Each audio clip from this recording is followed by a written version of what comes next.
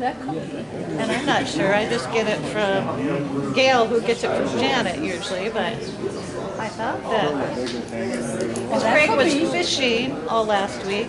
Yeah. And then he got back on Thursday, and then he said, well, they're leaving on Saturday again, so. Hard to keep up with. Okay.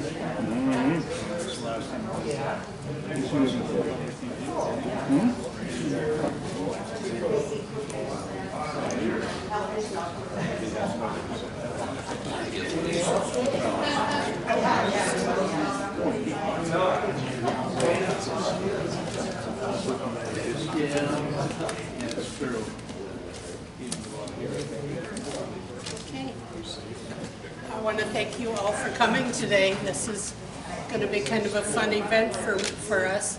Not my normal wheelhouse for my personal reading, so I'm anxious to hear about this part of our local history.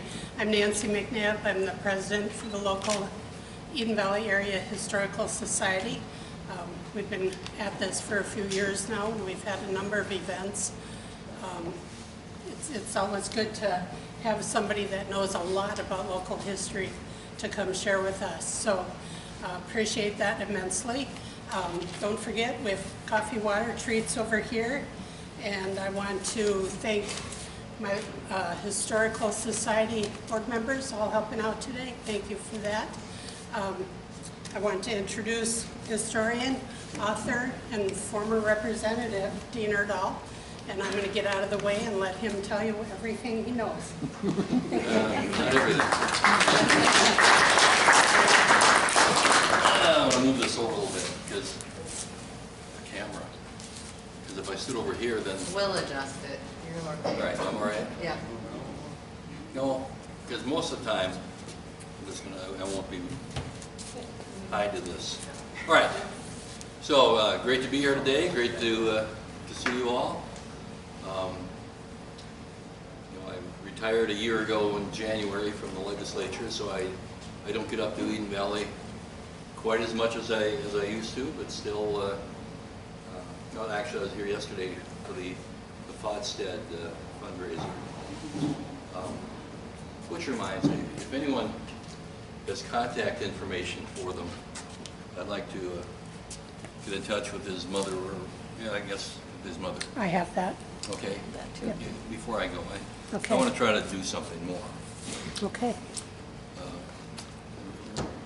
Robert acted in a couple of my movies, and he really enjoyed it, and we enjoyed having him. And the movie that will be coming out midsummer to late summer this year, Robert is in. So anyway, so today we're going to talk about the U.S. Dakota War of 1862. One of the biggest events in American history that most people, if you don't live in Minnesota, and even everyone in Minnesota, doesn't know very much about. Now, why is it that that event, which was a 6-week war in Minnesota, maybe up to 800 people killed, why did it receive 4 inches in the New York Times? Anyone have a guess? Mr. Peterson? Well, maybe somebody said it. Civil War. The Civil War was going on. Yeah. A seminal event in American history. Our history is measured up to and from the Civil War, and the Indian Wars in Minnesota is happening smack dab in the middle of it. And so, and also at the time when McClellan is starting to move, and Lee is coming up to Antietam. So there's a big battle that's going to happen in the beginning of September, and the armies are on the move, and that is what the country and the news media was focused on. So we're going to talk about a big moment in American history that gets little mention outside of our state.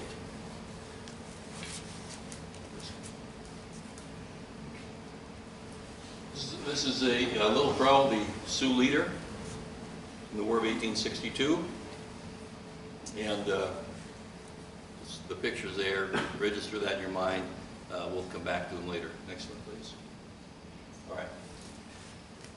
The Dakota once had all of Minnesota and beyond. And by the way, they weren't the first Indian tribe in Minnesota. The Iowa were here before the Sioux. And now I'm going to try to define some names here for you a little bit, because it can get confusing. The Sioux is a name ascribed to these Dakota Indians by their enemies, the Chippewa, Ojibwe, and by white people. But I'm going to speak in terms of the Sioux so it's easier for you to understand. If you take the Sioux as a grouping, there were three major divisions. The Dakota, who lived in Minnesota, the Lakota, who were in the Dakota Territory, Missouri River area, and the Nakota, who were southwestern Minnesota, the Yankton, South Dakota area. And what is the difference? Mainly linguistic, how they pronounce certain words, how they did or didn't use certain letters of the alphabet. Otherwise, they are all in the Great Sioux grouping. They just had divisions. And then each of those divisions had bands. In Minnesota, you had the Santee. And the Santee were made up of four groups themselves. Mdewakanton, Wahpeton, Sisseton, and I'm forgetting the other one. There were, with the Teton, 8 bands, and I'm not going to try to go through them all, but Hunkpapa, Upper and Lower Brule, Blackfoot, names that you hear but you don't really understand how they connect to all of this. But 8 bands of the Teton, and then you had the Nakota, who had the Yankton and the Yanktoni. So there's no test. I don't expect you to remember it. But just for when I'm talking, you understand.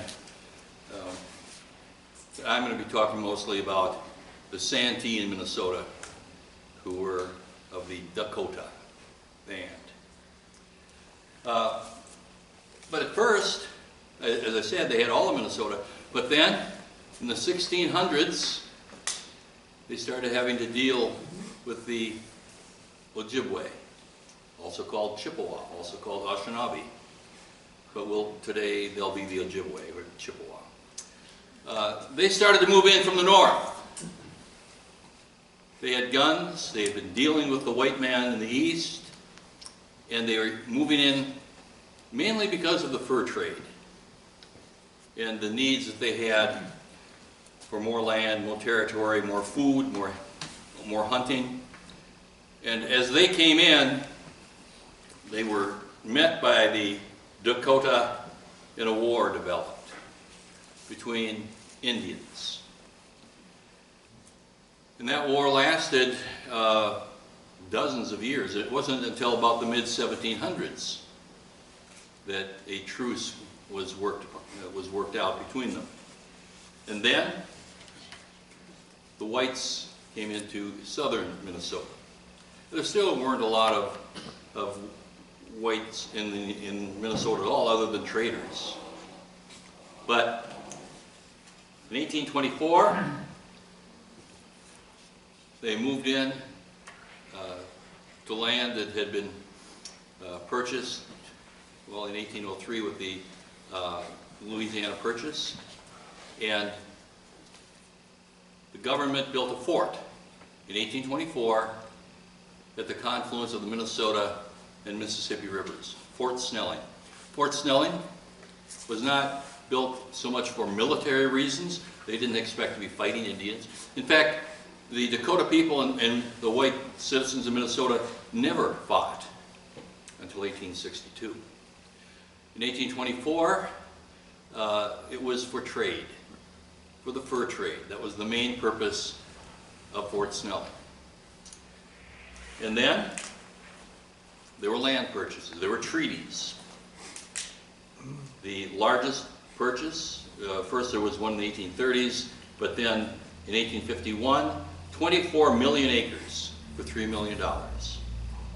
The government payments were to be yearly in the form of cash, $70,000 a year, food, and goods. This treaty got them both sides of the river, about 150 miles from the roughly New Ulm, although New Ulm wasn't in this purchase, up to and beyond Granite Falls to the Dakota border. But that didn't prove to be quite enough.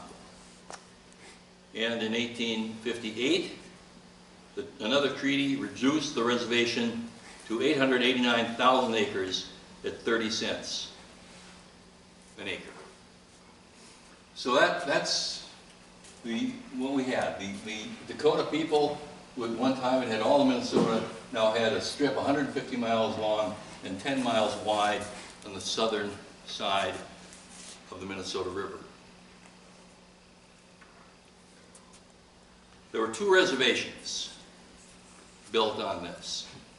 One, the Lower Sioux by Redwood Falls, Morton, and the other, Upper Sioux by Granite Falls, by Jackpot Junction. Those two reservations were overseen by an agent at this in 1862, a guy named Thomas Galbraith. And in between them, along the river, there were villages, Little Crow's village was there. There were missionaries, Stephen Riggs, Williamsons, different church groups springing up to try to Christianize the Dakota people. We wound up with a clash of cultures.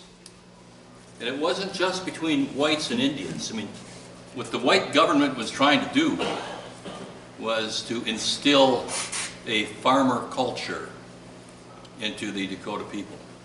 Now keep in mind, their views of life between the indigenous people and the whites were quite different. The Dakota people were a nomadic hunter-warrior society. They would travel after the buffalo through the summer and usually wintered in river valleys where they were in a lower topographical position and the winds would sweep over them instead of hitting them. And so you have two different cultures coming together.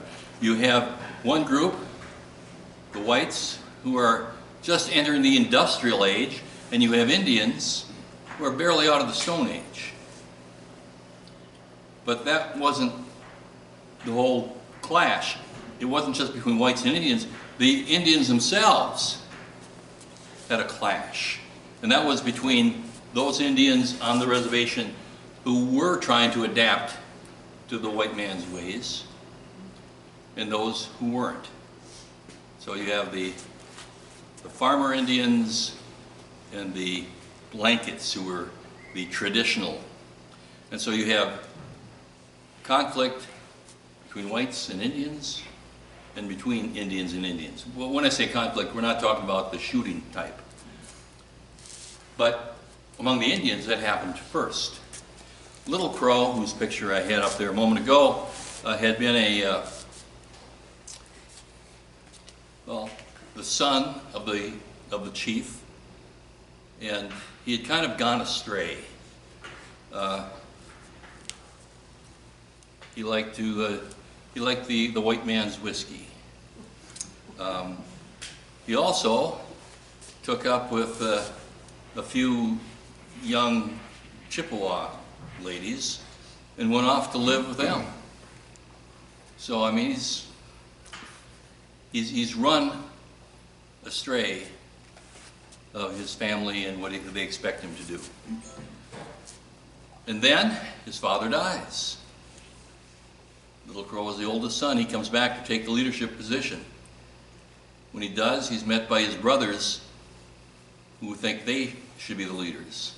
And that Little Crow has basically turned against his people. When Little Crow arrives, he steps out of a canoe to approach his brothers and others to take over the tribe. They start shooting at him. He puts up his hands, and bullets strike both wrists. For the rest of his life, he will have withered hands, withered forearms. He can still use them, but not with a lot of strength. Little Crow will recover and live to see his brother killed, and he will become the leader. And he is the leader until they have basically an election for speaker in 1861, and he loses to a farmer Indian. They think that the farmer Indian has better contacts with the whites, more white friends, and he can help them more.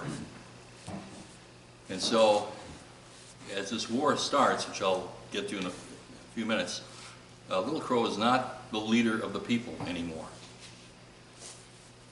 Now, next one. Go again. Yeah. Oh, go back. Okay, this is what the Upper Sioux Agency looked like in 1862. Just a few scattered buildings. Lower Sioux was bigger, had about 100 people, and more buildings. There were 3 forts on the frontier that had been established to provide protection for the white immigrants who were coming in large numbers. Norwegians, Swedes, Germans were coming in to settle. And the forts, the one on the reservation we're talking about is Fort Ridgely. Now notice, there aren't any walls, like it's not like you have a four-city stockade, you got a big wall around it. These were a series of buildings in a rectangle with no walls in between. Fort Abercrombie on the Dakota border was similar. Also Fort Ripley by Little Falls. These were the 3 forts there to protect the frontier. Now, the way things were working out, Minnesota volunteered early for the Civil War. The first soldiers volunteered to fight came from Minnesota. And we had right away 5 regiments signed up, the 5th being the last one. And there wasn't a big rush to get the 5th to the east, and so they sent them to the frontier forts in order to provide some protection, but also to be trained. Civil War soldiers from Minnesota, especially the later regiments, were young men, 18, 19 years old, mostly farm boys. Most of them had never been more than a few miles from home, and now they're at Fort Ridgely training to go south to fight in the big war. And it was boring to them. What are you going to do? You're there. You're usually about 100 men in a fort, and not a lot to do. And so at Fort Ridgely, there were 2 regular Army soldiers, experienced soldiers. One was John Marsh, the captain, who had fought at Bull Run, and the other, Sergeant John Jones. And he was an artilleryman. And so what he does is kill the time with his men by teaching them how to fire cannons. And they've got 4 cannons at Fort Ridgely, and that will all prove to be beneficial as we get later in the story here.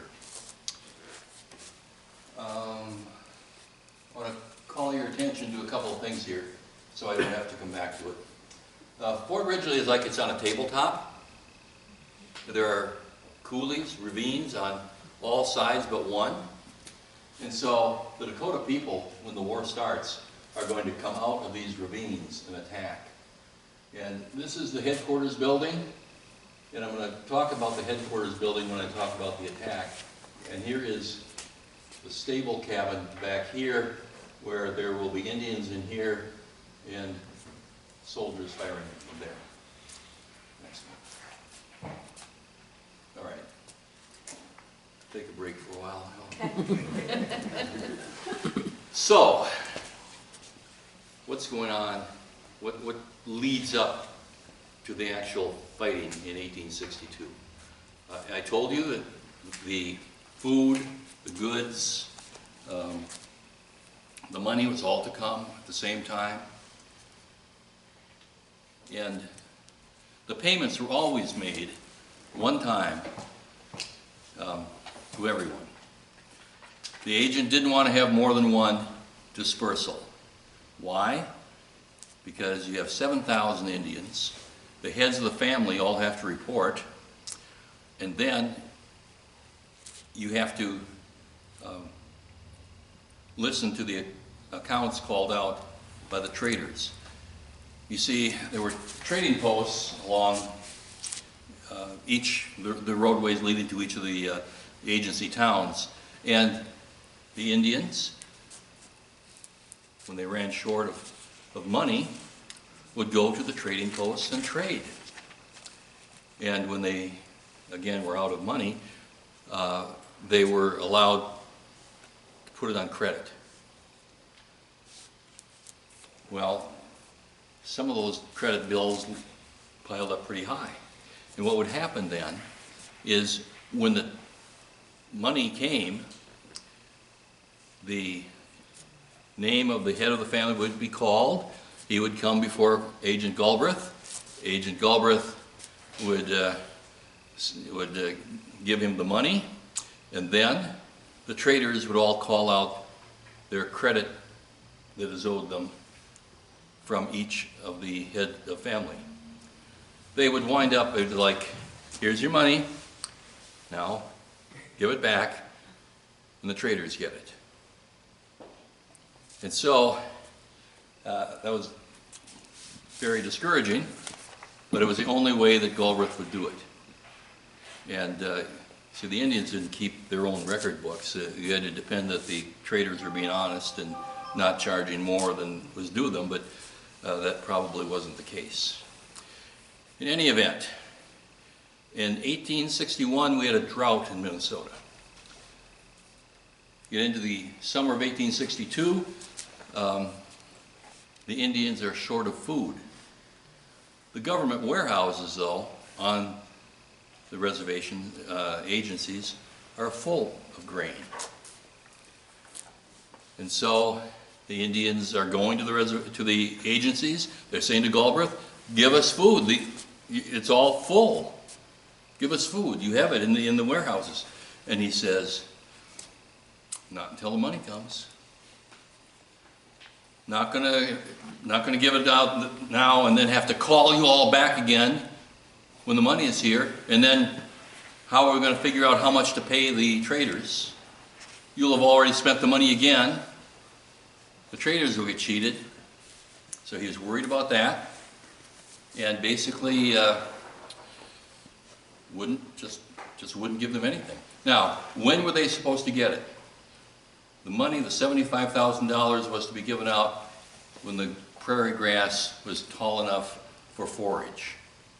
So you're talking by the middle of June. Well, middle of June comes and goes, and there's still no money. Why do you think it was taking them so long? What was going on with the money? Again, the war.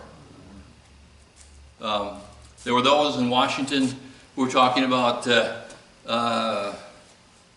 let's give them paper money. Well, they didn't want paper money. Let's wait longer. And, well, they just kept waiting. And tension began to grow more and more on the reservations. On August 4th, thousands of Indians gathered around the Upper Sioux Agency, demanding food. Captain Marsh contacted Fort Ripley and asked for help. Lieutenant Timothy Sheehan came with 50 men. 50 men also from Fort Ridgely, combined with the Ripley men, went to the Upper Sioux Agency to calm things down. It got pretty serious. They had a cannon with them, and the Indians were trying to break into the warehouse. Sheehan's got the cannon. He's ready to blast away. And then realizes that's probably not the right technique here. And he goes to Galbraith and convinces him. He tells him basically, you either give them the food or we're just going to say goodbye and go back to Fort Ripley. And Galbraith, realizing the threat, opened up the warehouse and gave them food. Little Crow was there. He said, what about Lower Sioux? Galbraith said, a couple weeks, August 15th, show up there and we'll do the same thing. And so he gets there, August 15th. But this time, Galbraith has more soldiers with him. And so Galbraith feels a little more fortified, shall we say, more confident. And he says to the gathered Indians as he stands before, a couple hundred troops, I changed my mind. The money's still not here. We're going to wait. It's coming. I know it's coming soon. One of the Indians shouted, but we are hungry. We must have food. To which one of the traders, Andrew Myrick, shouted back, if you're so hungry, eat grass. That didn't set very well. They were told by Galbraith that they could leave the reservation, go north to the edge of the big woods and hunt. Maybe that would tide them over. And so they did. They were upset, they were angry, but they went north to the edge of the big woods. It's really Grove City, that area, is close to the edge of the big woods, about 40 miles from the reservation. But it was a bad hunt. Most of the buffalo, the bison, had left Minnesota and gone into the Dakota Territory. So it was virtually a failed hunt. After a couple of days, they're going back to the reservation again. And they're broken up into smaller groups of men. It's not one big mass of Indian warriors. In fact, there are only 4 of them who passed through Acton, south of Grove City, on the morning of August 17th, 1862. And as they walked by the cabin of Robinson Jones, who they knew, they traded with him before. One of them, in fact, had a musket that he had gotten from Robinson Jones. And he was complaining about it. He said, didn't shoot right. Robinson Jones said it's because he was a bad shot. But as they were outside the Jones cabin, some of the Indians, one of them, saw some chicken eggs alongside a fence. Reached down and picked one up. He's going to eat it. One of his friends says, you can't eat that chicken egg. It belongs to the white man. He won't like that. To which the first Indian said, are you afraid of the white man because of a chicken egg? I will eat the chicken egg and I will kill the white man. Well, it had an argument with Robinson Jones about that gun, and then they moved on to the next cabin, which happened to be the Baker cabin, who was, Howard Baker was the son-in-law of Robinson Jones. And the Indians encountered some folks at the Baker cabin. They were talking, seemed friendly, and then Robinson Jones came over to see what was up. They complained about his gun again.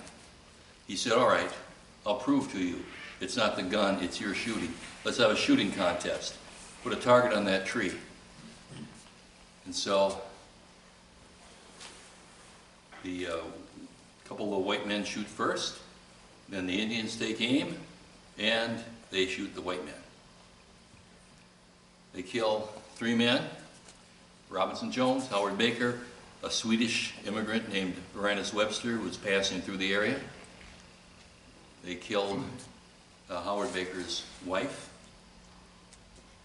and a teenage girl, Clara Wilson. And so 5 are killed at Acton. The Indians take horses and ride back to the agency roughly 40 miles to the south. At that point, they go to the Indian leaders. They go to Red Middle Boys. They tell him what has happened. He says, we must go to Little Crow and tell him, and then we will decide what we will do. So it's at night. Little Crow is sleeping in his house, and Little Crow had a house. He had feet in both paths, the white and the Indian path. Sometimes he dressed in a suit. He'd been to Washington, D.C. He'd met the president, not Lincoln. And he's up in his upstairs bedroom sleeping. The Indian, his people break through the door, yelling in his house, running up the stairs, and they tell Little Crow what has happened, that 5 whites have been killed. He says, did you kill women and children? Well, yeah, I guess they did. He said, well, that's not good. He said, they said they want him to lead them in war. And he says, I'm not the leader anymore. You kicked me out. Go to Traveling Hale. He's your leader. Well, Traveling Hale is in the pocket of the white man. It's not time for Traveling Hale. It's the time for a war leader like Little Crow. Little Crow goes down the steps. His house is filled with young Indian men. And he stands on the steps and he gives a speech. I'll just summarize it, but he tells them that, yes, the whites are fighting among themselves a ways off.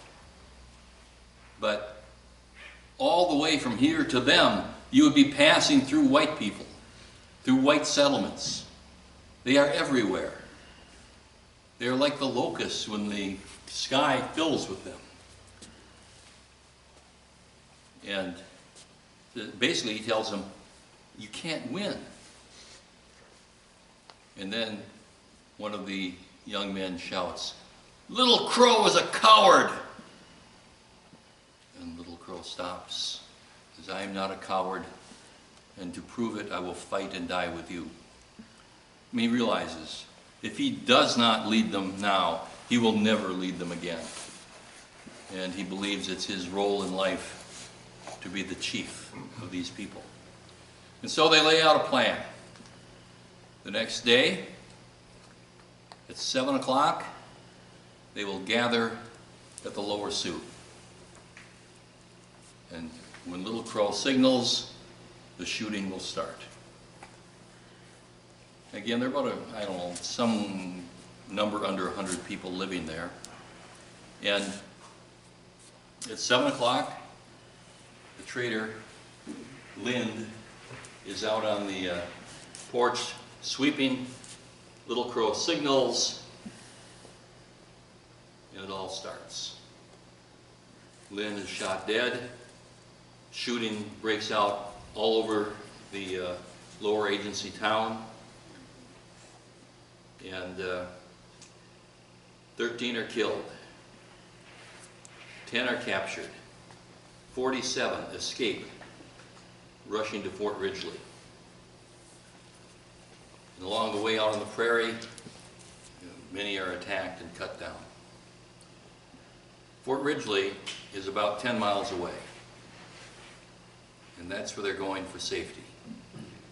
But from that shooting that day, it spreads out all through the river valley. 240 German, Norwegian, Swedish immigrants are killed on the first day.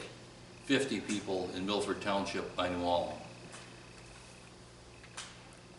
So the war is on. Now, in the fort, this is what's happened. Sergeant Marsh, regular Army, veteran of Bull Run, is hearing people coming in from off the prairie saying, the agency's been attacked, the agency's been attacked. And he kind of puts it off, they're exaggerating, things can't be that bad. But he realizes he's going to have to go check it out. Now he's got a couple of problems. Timothy Sheehan with the 50 men from Fort Ripley. The day before, Marsh decided that things are settled down pretty much. There was no need for the Ripley soldiers to be there, so he sent them back. So they were on the trail to go back to Fort Ripley. Galbraith has been recruiting soldiers to go fight in the Civil War. He has 50 mixed bloods. They were French and Indian heritage, and they were from the reservations. So he's recruited 50, for which he gets paid so much a head for each of them. So Galbraith is making a little extra money. But those men were there, and now they've gone. So counting the sick and those who are on different leaves for whatever, he's got 60, 70 men at the fort. So he decides he's got to go down that 10 miles down the river and see what's going on at the ferry. Across from the Lower Sioux.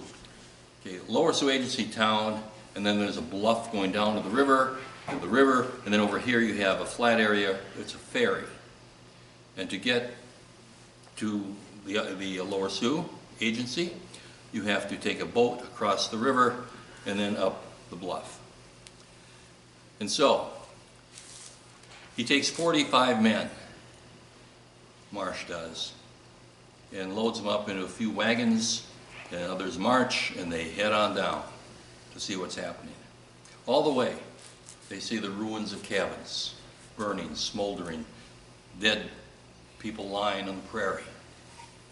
When he gets there with his men, on that open area across from the river, or the river from the town, he sees above smoke coming out of the trees. That means the buildings of the agency are burning. He looks and he sees brush across the river. There's a log leading into the river, and an Indian is standing on it.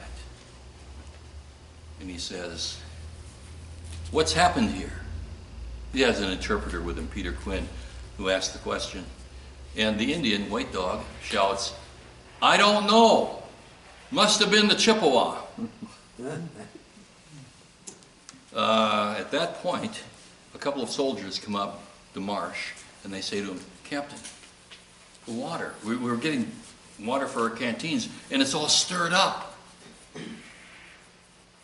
They realize quickly that means something upriver is stirring up the bed of the river, likely horses and men crossing. So Marsh realizes what's happening is there's a whole bunch of Indians across the river in those brush, and this means that the discolored water means they're coming around behind him too. White Dog, watching, seeing a conversation going on between Marsh and these other soldiers, realizes that Marsh is probably getting on to him. And so he orders some shooting to happen. The interpreter, Peter Quinn, falls dead immediately with a bullet in his head. The firing all around from in front of them, and now they're coming from behind them. So Marsh and his men are in a desperate situation. They fight back into the high grass that's along the river, using that for cover. It's the only cover they can find. They're fighting desperately, going house to house as they're retreating. In the ferry there are several houses on the ferry. One soldier, Sergeant Bishop, is trying to retreat back, and suddenly there's an Indian in front of him. and they both raise their guns and fire. They both miss each other. Now, at this point, Sergeant Bishop is fumbling away trying to reload. The Indian is reloading more quickly. He snaps up his rifle to shoot. At that moment, Bishop feels his arm lifted and a gun barrel sticking out from under it, and a shot rings out, killing the Indian. Jimmy Dunn, 18-year-old kid from Chatfield, had followed his sergeant out and not being completely dumb, he had used the sergeant as a shield so he could shoot from behind him. But he took out the Indian. Now, Marsh and his men get back into the tall grass and they are retreating and they are getting closer to the fort. The fort is still miles away. When they run out of long grass, now there's a clearing behind them. If they go into that, they're opened up again. Marsh decides, let's swim across the river, go to the other side. And he's going to test the water first. Well, he gets in, and the current brings him down, and Marsh drowns. Now, the Indians are watching this, but when they see it, they think that Marsh was the last to go and not the first. So they think all of his men have already crossed the river. So the Indians cross the river. The soldiers that are left, and there are about 20 of them, go back onto the open prairie toward the fort, using hills as screens between them and the Indians. So the Indians didn't see them escape. Okay, meanwhile at the fort, now you got these 20 or so men still trying to get there, but in the fort, a 19-year-old lieutenant, William Gear, has been put in charge. And he's very inexperienced, just out of Hamlin University. And he has had certain instructions that he fills out immediately. He sends a rider to St. Paul to tell Ramsey and Sibley what's going on, that they're under attack. He sends another rider out for Sheehan to tell him to come on back to Fort Ridgely. He sends another messenger out to find Galbraith to bring those 50 men back. And then he keeps hearing messages of what's going on. He hears a rumor that something's happened to Marsh. He doesn't know what it is. He orders wagons to be tipped on their sides and barricades built. Again, there's no wall, so you got to close the gap between the buildings somehow, and they do it with overturned wagons and whatever baggage they could find to close the gaps. So there we are. That's August 18th. Now, Little Crow meets with his people. They're celebrating. This is a big victory here. Start of the war couldn't have gone any better. They had also gone up to Upper Sioux, but at Upper Sioux, some friendlies had already informed them of what had happened at Lower Sioux.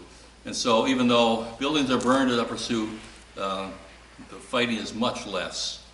And some have already, before the Indians got there, began their escape. John Otherday, an Indian, and keep in mind there were Indians on both sides here, delivered the message at Upper Sioux. All right, August 19th comes. Little Crow meets with his warriors. He's got about 400 of them outside the fort. And they can see him. Remember I said you got on three sides you have these ravines, but on one side it's open prairie, and that's where Little Crow is. And they're watching him from the fort. What's he doing? What's he saying? He's telling his guys, this is it. We can attack this fort. We can take this fort. But there are some who say, oh, they've got too many.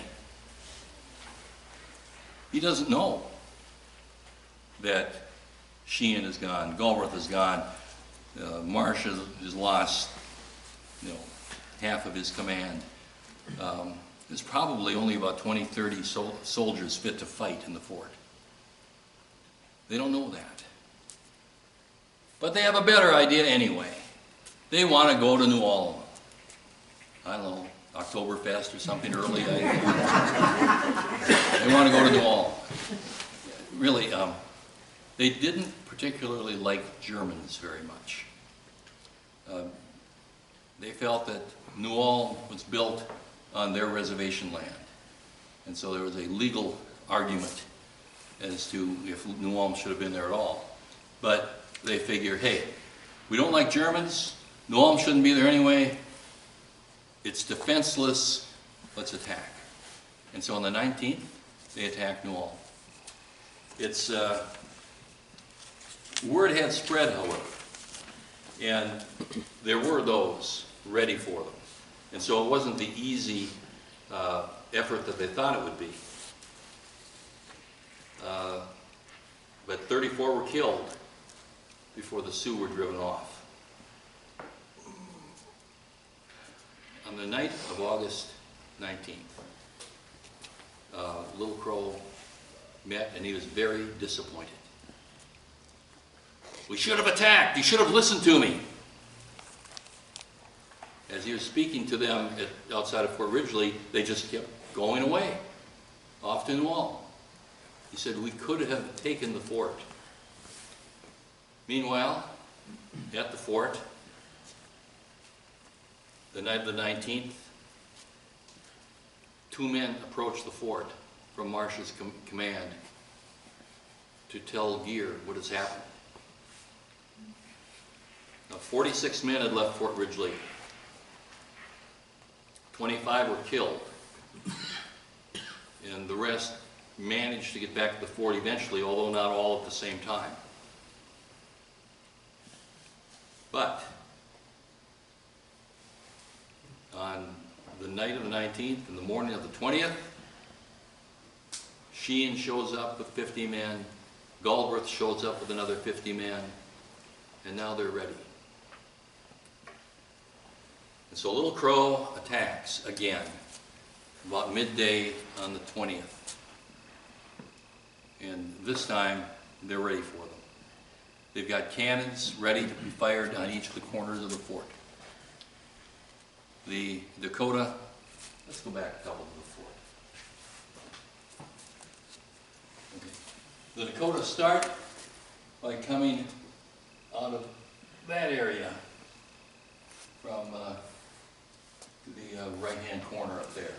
That's where the fighting starts. And soldiers, 3 are killed almost right away.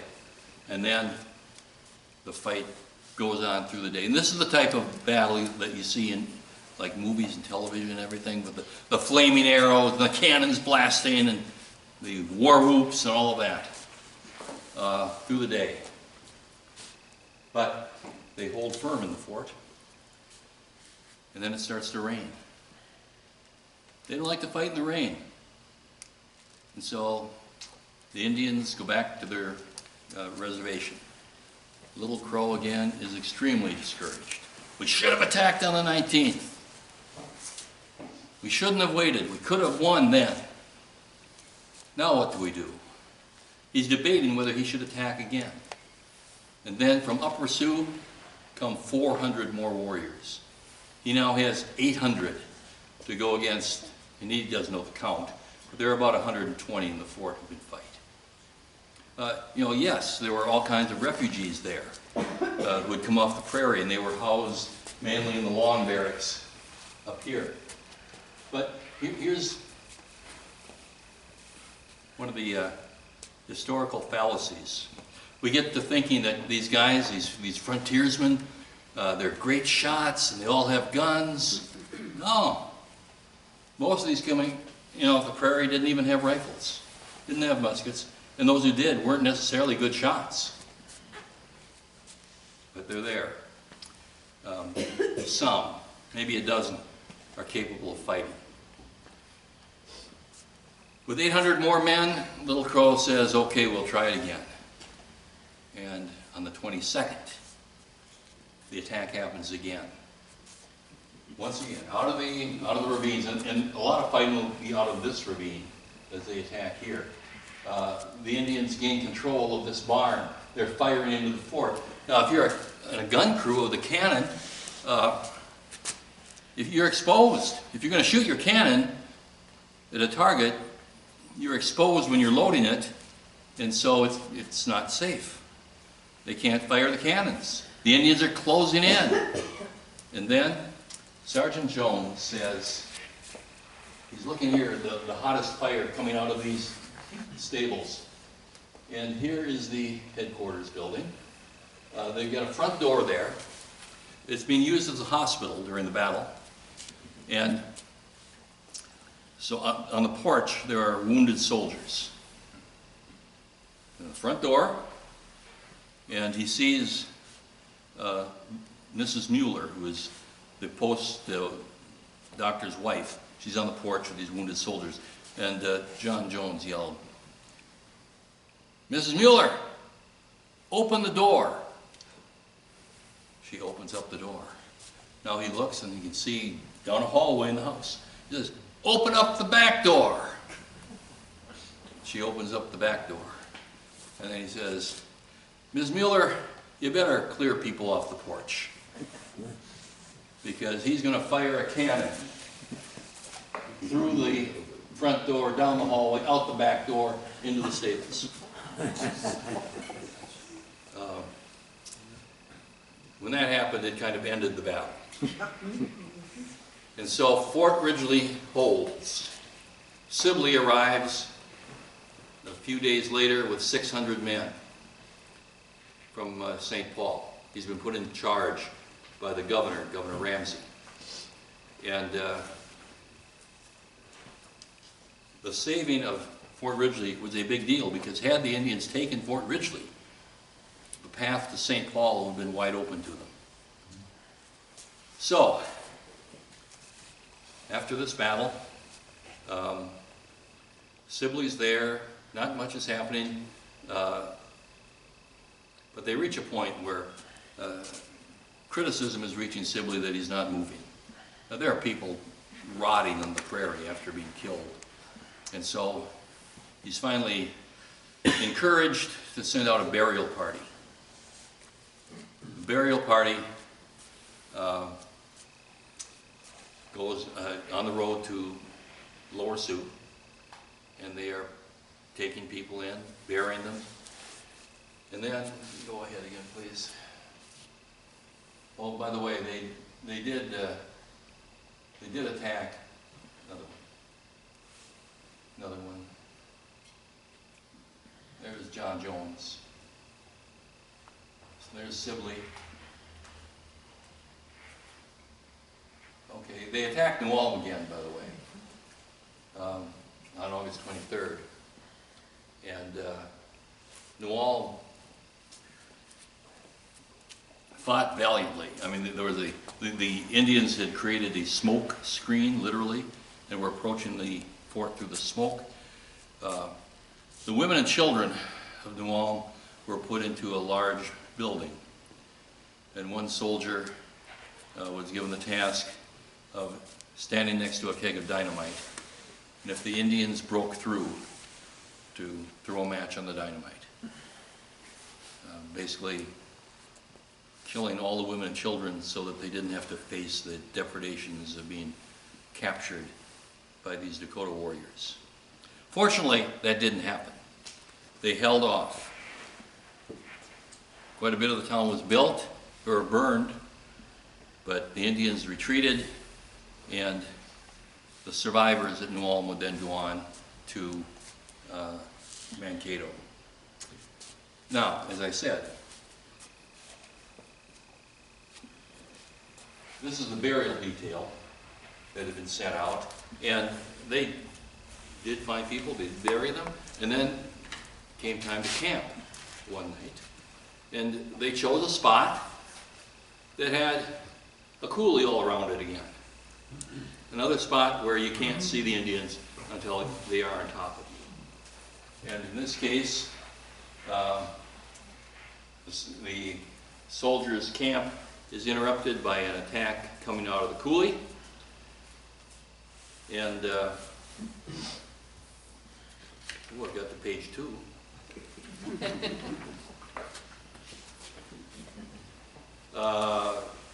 24 soldiers were killed. This is an attack led by Graybird. 24 killed, but more importantly, 90 horses were killed. This ruined Sibley's cavalry. This is on September 2nd. Now, attacks have been going on all through this area.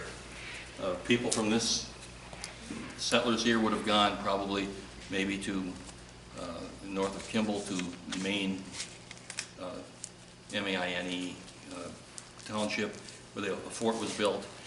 St. Cloud, Forest City, that's where Sanctuary was. Or they just tried to get to St. Paul. But the attack method of the Indians was basically just to come upon the settlements and kill people. In the Wilmer area, there was an attack on a couple of village, cabins there, defended by a man named Solomon Foote, called the Daniel Boone, Candioi County. Foote Lake by Wilmer, that's where he lived. And he defended a cabin there. He and a man named Oscar Erickson were severely wounded. The others managed to hold out and then left once the Indians were driven away. Solomon Foote is grievously injured, lying on the floor. Oscar Erickson is up in the loft. That same day, Oscar's mother-in-law at her cabin, a few miles away, is also attacked by Indians. Guri Andreessen. Her husband is killed. Her daughters are taken away. 2 sons are shot, 1 killed. Guri, with her baby that she had and her son, who was just wounded, managed to get to the Foote cabin nearby and rescue Oscar and Solomon. They put them in a wagon that she had, and Guri was a large woman. She was able to pick up Solomon and put him in the wagon. By the way, her 2 daughters got away. The Indians said, we have to go hunt over here.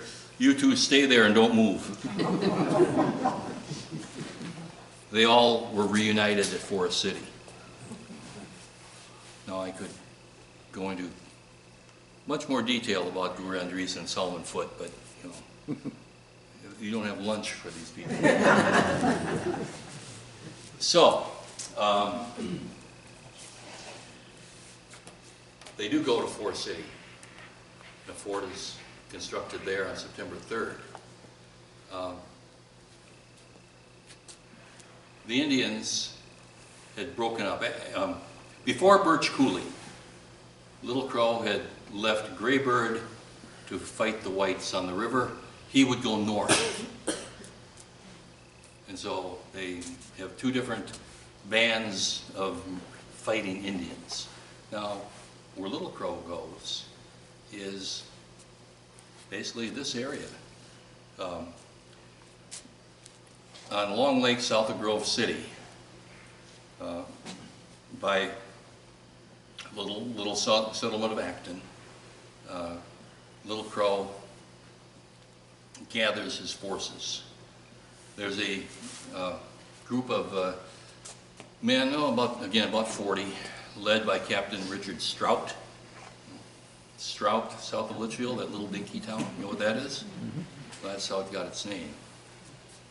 Strout's men are camped at the Baker cabin, where the killings happened. And a messenger comes from Forest City and tells him, there are Indians in the area. We've got reports. We've seen them. You better get moving. And so he orders his men to prepare their weapons and get ready. As they prepare the weapons, they discovered that their bullets were too big for their rifles. So they had to take knives and peel the lead off the bullets so that they could fit them. The next day, they are marching across a field toward Long Lake on the west side, and they are attacked. The Dakota, under Little Crow, are pushing the soldiers basically into the lake. Well, they do the one thing that's maybe kind of brave that day, when they order a charge out from the lake into the Indians, back to the road, which leads to the south along the side of the lake. And so they get there. By the way, they were lucky that when they came over that road going to Acton, where there were low spots, they had put corduroy planks over them so the wagons could pass. If they hadn't done that, they would have been in sad shape trying to stave off an Indian attack. But they go down the trail at the end of the lake, between Hope Lake and Long Lake. They stop and they try to decide what to do. Should we stand and fight? Should we run? Should we go back to Acton? What should we do? Well, they decided that they would run to Hutchinson. And so they get in the wagons and away they go. The Indians are following. The soldiers in the wagons, every time, periodically, would throw things out. The Indians would stop to rummage through what they had thrown out. And that's how they got to Hutchinson. By delaying the Indians, by throwing food and goods out and causing them to go through it. So, once they got there, they will attack the fort at Hutchinson. And another group, because they had split off again, went farther north to Forest City. Now at Forest City, that's where again, people from this area and south and west of here had come to gather. Forest City then was the county seat of Meeker County. It's a big town until the railroad came through. But they decided maybe we should build a fort. It's, you had like 250 people or so there, and it's all open. There's no protection. They could just be attacked and overrun. And so they thought, let's build a fort. And there was one guy there, 8-year veteran of the Norwegian Army, named Ole Halvorsen Ness. And Ole said, I can build a fort. And especially since they had logs already cut for a church, they took those logs and in one day they built a fort. That was on September 3rd, 1862. And the morning of September 4th, it was attacked by the Indians. One soldier, or one civilian, I guess it would be then, soldiers hadn't arrived yet, was killed. The alarm sounded by Ole Halvorsen Ness in the early morning hours. Ole, by the way, was my great-great-grandfather. He also buried the first 5 who were killed at Acton at the Ness Cemetery. So, Little Crow and his men are having limited success in their war. They go through Forest City, Hutchinson, they attack Fort Abercrombie, and there's a siege at Fort Abercrombie from September 6th to the 29th. They even are creating a little bit of disturbances around Fort Ripley. Hole in the Day, the leader of the Chippewa, is making noise like he's going to have an uprising of his own. Never comes off. But the Indian agent gets so scared he dies of a heart attack. So, finally, Little Crow is trying to negotiate. He's trying to work something out with Sibley. Wants to negotiate. Meanwhile, by the way, he's getting captives. He's got about 269 of them. And the Upper Sioux don't want to fight. Red Iron, their leader, has left it up to his men. If you want to fight, fight, but we will not lead you. And that's why the 400 came down to join Little Crow. But Red Iron is trying to protect the captives that Little Crow has taken. And Little Crow decides, since his negotiations aren't working, he's going to have one more big fight.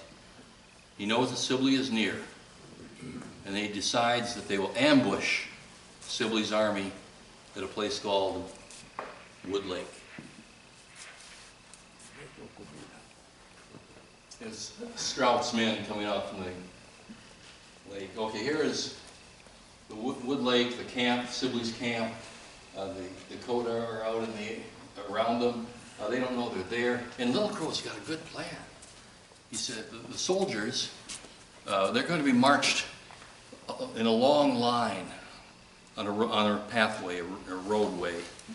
And we will lie in wait on either side.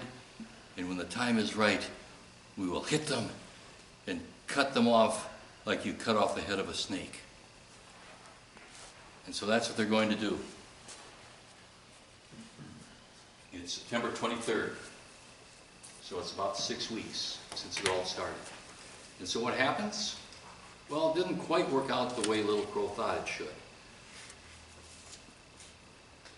Because there are some soldiers from the 3rd Minnesota who are there to fight, but they're hungry. And they think that up there in that agency, they're close to the Upper Sioux agency, where they know gardens have been planted and now left unattended. There's probably food up there in the garden. Let's go get some potatoes for breakfast. And so they get in wagons, and they're rolling through the prairie where the Indians are all lying in wait for the soldiers to start marching. Well, when you just about roll over an Indian, they start shooting. And so the attack starts sooner than Little Crow had planned. It's not coordinated, and people are getting killed. And so the battle at Wood Lake is a failure. Little Crow has lost his last fight. And he says, I don't know how it happened. He says, cowardly whites have whipped 700 of my best men. And so there's only one thing he decides left to do, and that is, let's go into the Dakota Territory. We'll go join Sitting Bull in the Teton. And so, with about 3,000 of his followers, Little Crow leaves. But they all don't go. Some weren't with him at Wood Lake or whatever. And Sibley, after the release, he goes into the camp at Camp Release, which is located by Montevideo. And he releases, or has presented to him for release, 269 captives. He sends his men out to round up whatever Dakota they could. The mood in Minnesota is retribution, revenge, get even. These people were murderers. Punish them. And so they don't have much luck in the Dakotas, but they round up over 400 and they put them under arrest. Now, you got all these Indians. How do you know who to charge, what to do? And so one of the missionaries, Dr. Stephen Riggs, is given the task of becoming basically a grand jury. He will question and tell Sibley who are the ones that should go to trial. And he comes up, again, there are about 2,000 Indians left, that includes men, women, children, old men. And he comes up with about 400 that could go to trial. All right, they start the trials at Camp Release. Keep in mind when I say trials, it's not like, you know, you might think about trials today. These trials are, well, at first they do try to have some semblance of legal procedure. They have witnesses, and they have testimony from various people. They even get one Indian, who's actually half black and half Indian, named Joe Godfrey, to turn state's evidence. They put him on trial, and they sentence him. Well, they don't sentence him. They say, we got a deal for you here. We could sentence you to hang, or you could tell us what these other Indians were doing. Turn on them, and then we won't hang you. So it seemed like a good deal to Joe Godfrey. And so you have Indians on trial who will say, I was not there, or my gun didn't work. And Godfrey would get up and say, oh, come on now. Remember, I loaded your gun for you, gave it to you, and you shot it. And so Godfrey turns out all right, but you get, what are my figures, about 400 of them tried, and 303 sentenced to die. Now, there were a couple dozen who were found not guilty. All right, they want to kill them right away. They want to hang them right away. The politicians of Minnesota, the newspapers are demanding the execution of all of them right away. Well, Sibley and Ramsey, even though they thought it was a good idea, were not ready to take that on themselves. And they said, we have to go to Lincoln.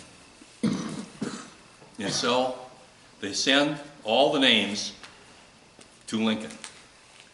There are protests from Minnesota about the cost of sending that telegram. Lincoln then will appoint a couple of men, lawyers, to go through the list and decide which are the ones that committed heinous acts for which they should be hung. And eventually, Lincoln, as that process is going on, Lincoln is hearing from other people. Demands from Minnesota, demands from the newspapers, demands from Ramsey and Sibley, hang them, hang them. And then he hears from Sarah Wakefield, who says, Chaska saved the life of me and my children. He protected me, and I never saw that he killed anyone. And there are others like that. Lincoln's hearing about. Bishop Whipple, the Episcopal bishop from Minnesota, meets with Lincoln and tells him, you can't hang men by the hundreds. And Lincoln will repeat that. He'll say, I will not hang men by the hundreds. But out of Minnesota, he's hearing, we got an election coming up. This is going to cost you votes. And Lincoln says, I'm also not going to hang men for votes. And so they cut it to 39. And Lincoln will commute the death sentence of one of those, so it's 38. And then he says, and don't hang Chaska. He saved Sarah Wakefield and her children. Don't hang him either. So, in his own hand, Lincoln writes down the name of each Indian that should be hanged. Some certainly didn't deserve it, but some did. Cutnose, for example, jumped in the back of a wagon and stabbed 12 children to death. He probably deserved to hang. But when the names are called out in the prison cell, the 38, there were 3 Indians whose names sounded like Chaska. It was Chaskadane, Chaskadon, and the wrong Chaska stood up. and they hanged the guy who saved the lives of Sarah Wakefield and her children. So there were mistakes made, people executed that should not have been executed, but some that should have. Now, what's left? You have those who were found not guilty, or those who had their death sentences commuted from the 400. What do you do with them? Well, they sent them to Fort Davenport in Iowa. Now you still have their families, men, women, children, old men mostly. What do you do with them?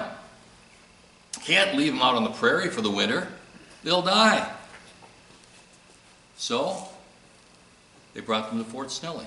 They were attacked, by the way, in New Ulm by New Ulm residents who were out there actually burying people who had been killed in the uprising. They didn't want to see these Indians passing through. But when they get to Fort Snelling, they were put into what some like to refer to as a concentration camp. I don't call it that. And they talk about the horrible conditions. Again, you have to balance that with the fact that if they hadn't brought them to Fort Snelling, they would have died on the prairie. I've looked at the food ration reports. They were fed just as well as the soldiers were. There was a fort built, walls built around their camp, but it was more to keep the people of St. Paul out than to keep the Indians in. 1,600 people. But the people of St. Paul wanted to kill them. Not many died through the winter. I think 1,600 within, 1,300 came out. But some could have been Indians that just somehow found a way to leave, not necessarily all 300 dying. They were put on boats, 2 steamboats, and sent to Crow Creek in South Dakota to a arid piece of land that really was not a good place for a reservation. But that's where they were. In March 3rd, 1863, Congress passed the Indian Removal Act, which said all Indians living in Minnesota must be moved beyond the boundaries of any state. And that's why they sent them to South Dakota. And why that law is still on the books. Right now, there is a law that still says Dakota people are forbidden to go to live in Minnesota. Now, when I was in the legislature, I did a bill to repeal the Indian Removal Act in Washington. That should be an easy bill to pass. Nope. There are 4 bands of Dakota that live in Minnesota. The Upper Sioux would not support the resolution. Basically took away one of their arguing points about, how bad white people are. So even though 3 bands were for it, 1 was against it, Congress wouldn't do anything until all 4 bands were on board. And I even later on tried to make it easier. They were worried by doing away with that treaty, not the treaty, but the act, that it would impact tribal membership, casinos, and I didn't want to get into all that. So I said, okay, the new bill will just say, we think that all Dakota people are welcome to come to Minnesota, no matter what any other law says. Well, Upper Sioux wouldn't do that either. And so one of my failures in the legislature, I could not get that passed. And so we still are facing problems today. The wounds of 1862 are still open. We have people who, well, in my career as a teacher and as a legislator, I believe that through knowledge, through education comes knowledge, and through knowledge comes understanding, and through understanding can come healing, and that's what we need to do. I mean, maybe you understand a little bit more of what happened after this little session today. But you know, I've served on the Indian Affairs Council for 10 years. I had several pieces of legislation that I tried to do, but made it more evident to me that we still have problems. I was appointed by Governor Plenty to be the commissioner for the bicentennial of Abraham Lincoln's birth. And February 12th, 2009, I gave a speech in the rotunda of the Minnesota House talking about Abraham Lincoln. Now, you have the rotunda, and then up above is a big, circular area on the upstairs where there's a railing, and there are all kinds of people looking down as I'm speaking. And every time I said Lincoln or President Lincoln or whatever, there were people shouting, "Murderer! Exterminator!" What? I didn't understand. So I went up and I talked to them. I said, why? Well, why did you say murder every time I said Lincoln? He hanged 38. Well, yeah, but he let 265 off and only believed that he was having executed those who had actually done really bad things. Yes, but he hanged 38. And then he took our land. I said, well, yeah, but if he had left you to your own devices on this land without giving some protection and eventually sending you away, they all would have been killed here. Yes, but he took our land. I couldn't get around that. In my own little way, I was also named one of the commissioners of the sesquicentennial of the country, of the state, in 2013. And as part of this, it was of the Civil War, the sesquicentennial of the Civil War, and I was to talk about also the Indian War. I said, you can't ignore the Dakota War of 1862 when we're doing all of this. And Governor Dayton agreed. And so, in light of the fact I couldn't get the Indian Removal Act removed, Secretary of State Mark Ritchie and I decided that we would have a welcome home to the Flandreau, Dakota. Minnesota Indians, one of the places that they were sent to was Flandreau, across the border. And so we were there August, remember the exact, mid-August of 2012. So 150 years. And we said, welcome back. My wife, Karen, and Mark Ritchie and I stood at the border between Pipestone and Flandreau and welcomed the riders back. And then we had a little event where I gave a little speech to them at the Peace Garden in Pipestone. And the next day, we had an event at Nest Church, south of Litchfield, where we're going to have a ceremony of healing. And I brought in Reverend Quito from Nebraska to perform this event.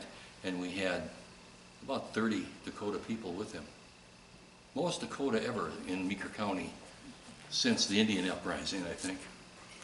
And so, as we're getting ready for it, and I had it divided into two parts, the program. One was more the white people's thing here with the religious and government officials and all of that. And we had a little bit of a dinner beforehand, before we started this all. If Nest Church, how many have seen Nest Church? You know what I'm talking about? Okay, alongside of it in the grassy area where the marker is, where the five are buried at Acton, we had benches there and probably 300 people sitting out there. And so, at this little lunch we were having, Bishop Chilstrom was there, and president of the Historical Society of Minnesota, another state representative, you know, some dignitaries. And then this Indian man comes up to me, older guy. He says, I come from Minneapolis and I want to speak. I said, well, gee, we got a program set here. You know, the second half of it, Reverend Quito was doing, and the first half of it, I'm not even letting Representative Torkelson speak. I'm just going to introduce him. Can I just introduce you? I came from Minneapolis and I want to speak. I said, okay, what's your name? Clyde Bellecourt. I got a problem here.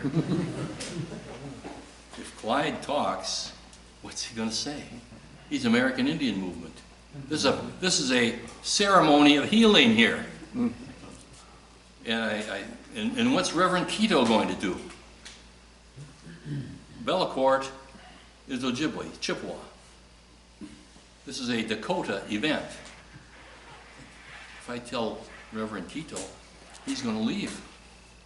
Well, we'll just pick up and leave. So I said, I just won't say anything. I said, Mr. Bellecourt, this is our theme today. This is our message. Stay on the message. So we get done with our little stuff. I give my speech, other people give theirs, and I say, and now from the American Indian Movement, Clyde Bellecourt.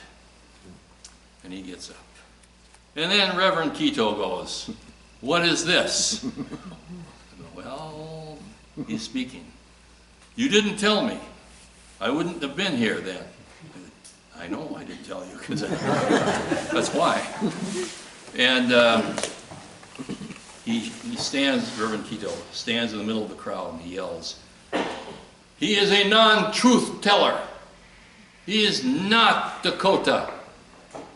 He should not be here. Okay, that's a good way to start. And then Clyde Bellecourt starts to talk, and Reverend Quito walks backwards all through the crowd the whole time. That's a sign of disrespect. So, fortunately, I mean, actually, Clyde Bellecourt's talk was fine. He pretty much stayed on the message. And then then Quito gets up, but before, they light sage and they blow it all over this platform, and he says, we must purify the stage before we can stand where a non-truth teller has been. And then we have the program. One of the highlights being my granddaughter is the great-great-great-great-great-granddaughter of Ole Ness, who buried the first 5 in that big monument. And we have a big wreath that my granddaughter Violet is going to lie on the ground next to the monument. So it's the close-in of the circle. And then we literally close the circle where all of us, descendants of Norwegians, Swedes, and Germans, stand in the parking lot, the grassy parking lot next to the church, holding hands, and these Indians are trying to teach us how to dance. Well, it was not pretty, but it was, you know, a wiping of the tears. I mean, they have these symbolic where they wipe everyone's tears. It was really a neat event. I think one of the better things that we did in that, even with Clyde Bellecourt there. I'll just mention one other event. You know, every year they have the ride from the Dakotas to commemorate the hanging of the 38+2. And by the way, there were 2 others that were captured in North Dakota and were hanged after the 38. And the guy who captured them was a resident of Darwin. So I'll just conclude by summarizing what happened, if I can find it. So I was there to give a speech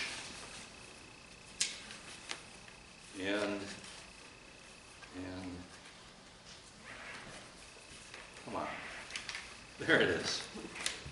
Okay, since 2008, Dakota riders have traveled annually by horseback from the lower Brule Reservation, South Dakota to Mankato, Minnesota, in remembrance of the 38+2. The 330-mile journey takes about 17 days. A dozen or more men, aided by other Dakota Bring supplies, make the trek. They rode not only to remember the 38 plus the 2 others were hanged, but also to foster reconciliation, unity, and healing. And that's what I talked about on December 26th, 2012 when I spoke. So, see, an hour and a half. I could go more. I actually shortened things up for you. But you should have a pretty good idea of what happened in 1862, why it happened, and what we still have before us today. We still have healing. Heck, I mean, again, on the Indian Affairs Council, I got in a little bit of trouble with them. I've been on the Education Committee of the House, and they were concerned about the social studies curriculum and how it was being presented in the new standards, and they put something in there about indigenous people. I didn't think it was bad. Wouldn't have been the way I wrote it, but my name was on it along with a dozen other people. And the Indian Affairs Council got on me for that one. I said, the truth has to be told. And what I do is try to tell the truth. And somebody else's truth might not be what I think it is, but that's the way things worked out sometimes. So, do you have any questions about anything? Yes? What about all those pictures that were taken down in the Capitol? Where did they ever end up? That's another story. I was on the committee that dealt with those pictures. And it started with, I'm sitting with Governor Dayton in the retiring room, and they had all the pictures of the Civil War on the walls. And he said, it gives a bad impression to students to come in and they see all this blood. I don't like these paintings here. Well, we successfully kept all the Civil War paintings, but 2 were removed from the governor's retiring room. One was the Treaty of Traverse de Sioux, where the Indians signed over their land, and the other was the Father Hennepin scene.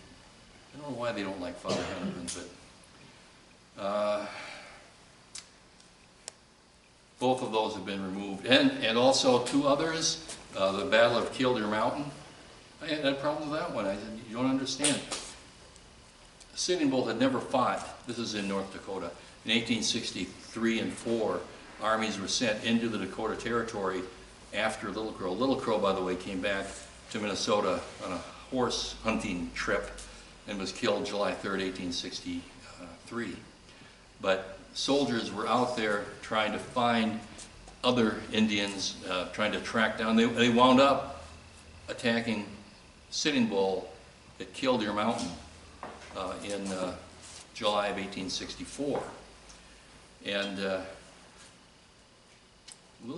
Sitting Bull really didn't know what he was getting into. He had had very little contact with whites. And when General Sully had replaced Sibley, rode out to meet them, the Indians came down off the mountain to talk to them, and they were ready to fight. And Sitting Bull's question of Sully was, why have you come here to die? Well, they didn't know about all these cannons and what cannons can do. And when the Indians attacked from each side, the cannons decimated them. But I explained when they wanted to get rid of the Killdeer Mountain, yes, Indians were killed in that battle, but they wanted the fight. They just didn't understand what they were up against. Also, the attack on New Ulm was also removed. So where are these pictures?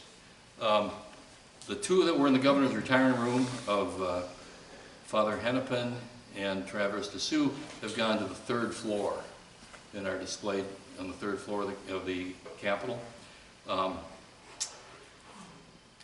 Killdeer Mountain?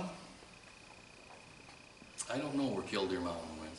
It's probably where, for a short time, New Ulm was hanging in the Hill House down the block. I think Killdeer Mountain and New Ulm are both in the basement of the Historical Society somewhere. So they didn't go in a dumpster anyhow. No, no, and maybe they're probably lined with Christopher Columbus somewhere down there. That's where he is. Yeah. Out at Morton, I think there's 3 obelisks up the hill. Yeah, I've seen that. Can you speak about those at all? I'm curious about them. I think that they are as a memorial for those who died, both white and red. I believe that's what that is. Anything else? What happened to Little Crow? What happened to Little Crow? Little Crow, yeah. Okay, I said that quickly, but he was trying to get, when he went into the Dakotas, he was trying to get Sitting Bull to help him. They went up into Canada and tried to get the Canadians to help them, but he'd failed. In the year that he tried, he was no longer the main leader of his people. He could not get allies to help him. He went back to Minnesota because they needed horses, and he led a couple of raids. The Dustin family by Howard Lake, I think, were wiped out in a raid orchestrated by Little Crow. And then, basically south of Dassel in Meeker County, not that far from Hutchinson, he and his men, and there were only about a dozen with him, and his son were camped. And there was a bounty out. They were paying for Indian scalps at this time. And Little Crow's men basically said, "This is it. You know, we're going to go back to the Dakotas," and they left him. Little Crow and his son, Wawanape, are the only ones left, and they're camped picking berries. And a farmer and his son, who had a homestead nearby, were out examining their property. They saw Little Crow, and they shot and killed him. They didn't know they killed Little Crow. They dragged his body back to Hutchinson for the 4th of July and sent him into, threw him into a butcher's pit of animal parts. Wawanape went to North Dakota to the Devil's Lake region, and Sully's army found him later on that summer, and he is the one that told them where Little Crow was, and so they went back and dug the body out. I know that, you may say July 3rd, it's a day when Sitting Bull fought. That was the first day of the Gettysburg too. I just saw that correlate. Yeah. And that's saying, well, July 3rd, 1863 Yeah. was when Little Crow was killed. Oh, okay. But you're right, that was the third day of the Battle of Gettysburg. It was Pickett's charge. So my grandpa fought in that war, my great-grandpa George. Okay. Fought in that war, so that's just in my mind. Yeah, it should.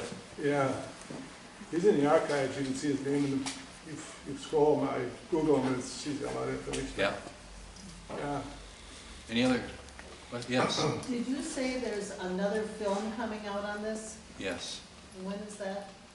Well, first of all, This summer? I guess I'm done with that. Okay. Okay, so